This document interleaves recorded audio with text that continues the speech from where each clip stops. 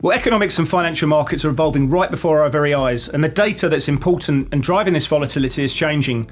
In this video, I'm going to show you the 5 data points that I think matter to markets above all else, and the release times to put on your event risk radar. Enjoy.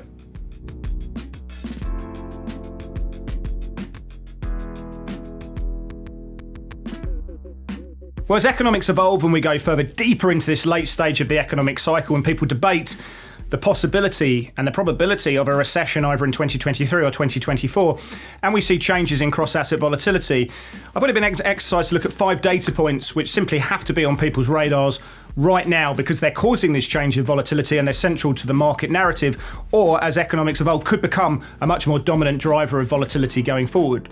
The first point is US CPI numbers. Given the level of rate cuts that are being priced into the market and having a look at it forward implied volatility markets, certainly in US equities, I still think that the US CPI number could be the bigger driver of markets. Now, we're looking more closely at the banks, of course, but I think that possibility that the focus returns back on inflation is strongly there. So we continue to watch what happens in US CPI. Now, the next print comes out on the 12th of April, and one suspects we'll probably be looking at a core inflation number running around 0.4, 0.5% month on month.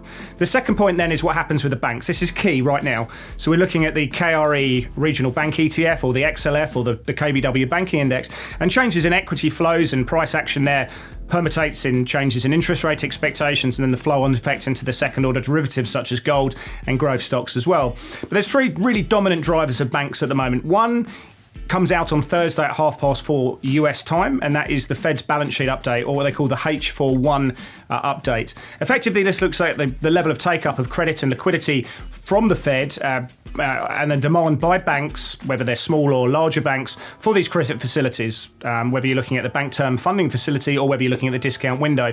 The greater the take-up, obviously the greater needs of funding that these banks have, and that would be seen as an equity negative. And if we see these flows dissipate and the demand for this credit falling, the market may rejoice on that situation. The second point comes out with the ICI money market fund flows. That comes out at a similar sort of time on the Thursday, and really given the level of demand for money market flows recently, if we do see that pulling back, then that could be a positive driver of equities. But given people want the safety of money market funds, but also that high yield, I think that's something we're watching very, very closely. On Friday, at 4:15 again US time, we get the Fed's commercial assets and liabilities.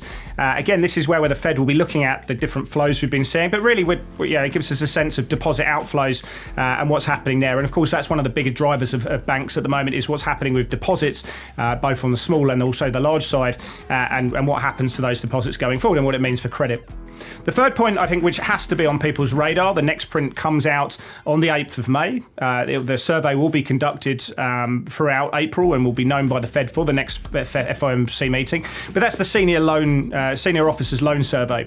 Now, effectively, what happens here is the Fed will survey 80 of the biggest banks in the US and looks at lending standards and the tightening of those lending standards. Effectively, how hard will it be for corporates to borrow capital from these banks going forward? And as you see that percentage moving up, effectively lending standards are getting tighter and the availability of credit is coming forwards, and people see that as a slowdown in growth coming forward. And as we can see that as lending standards tighten up, traditionally we see credit spreads widen and we see equity market drawdown, and of course that's going to be a potential driver of volatility. The next stage, given this slowdown we're seeing in credit, given what we've been seeing in the banks, the propensity to lend less and loan growth falling, I think we need to really have a look at the NFIB survey. The next survey comes out on the 11th of April, and of course this looks at sentiment within small businesses. And specifically given the slowdown we're seeing in regional banks who are lending and a lot of that credit's going to the small businesses, if we do see a really big drop-off in demand and sentiment there, I think that could become a much more dominant driver of cross-asset volatility going forward and would increase the chance and the prospect and the market pricing around recession. Now, as we go forwards, we're not really seeing it at the moment, but I think we need to continue to look what's happening with the labour market. This is the 5th point. So I think we're looking very closely, obviously, at non-farm payrolls numbers and the average hourly earnings, and whether non-farm payrolls numbers can average below 100,000. But I think we need to start looking more at the 4-week moving average of the weekly jobless claims. The initial jobless claims tends to move up into recessions as businesses cut back and we see more people filing for unemployment claims going forward. I think that's going to become a much bigger driver of market volatility going forward. It's not really there at the moment. In fact, the labour market's in rude health. But if we were to see a deterioration in credit and a slowdown in growth, I think this is going to be something that could be a big driver going forward. So these are 5 points that I think either should be on the radar right now or could be very, very influential on market pricing going forward. Let us know how you're seeing these data points and what you're looking at the market.